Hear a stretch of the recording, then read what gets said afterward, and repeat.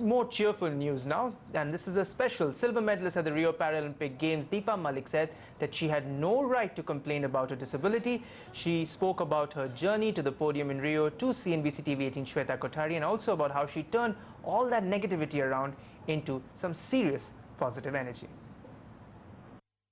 I think the celebration and the jubilation is so much, and the warmth with which the entire nation, every citizen, including the Prime Minister, the President, the Sports Minister, and down the line, everyone has celebrated it so much. And it's just going on, and I think it's going to take a while. Sure. Yeah, the wave is still on. Okay, then. So was it overwhelming at any point of time, the kind of outpour that you were seeing, the national interest in Paralympics for the very first time? Because we know people have been talking about Olympics for a while now, but not much coverage to Paralympics. These medals have, in fact, created this whole wave of awareness. And we were sad initially because when we left, the talks were not much. And when we reached there, we did not see media there. But I think now the process has begun, and everyone has shown, right from Prime Minister Sir down below, have shown keen interest and keen support. Talking about your journey has been incredible. You were not born with disability. It hit you very late in life.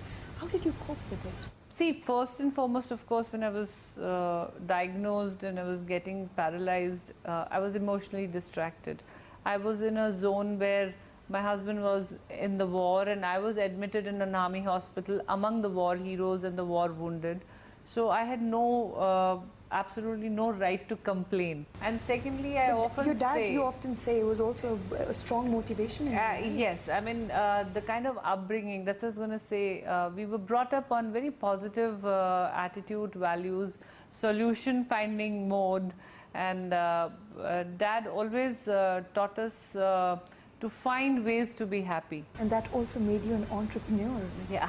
Where did that start? We heard that story about you coming up with a catering business. How did that start? That was a crazy reaction to a statement, and I'm glad I took that because I think that's what I have done. I have churned my negativity that has come my way into an energy and fueled myself with that energy, and the output have always been positive.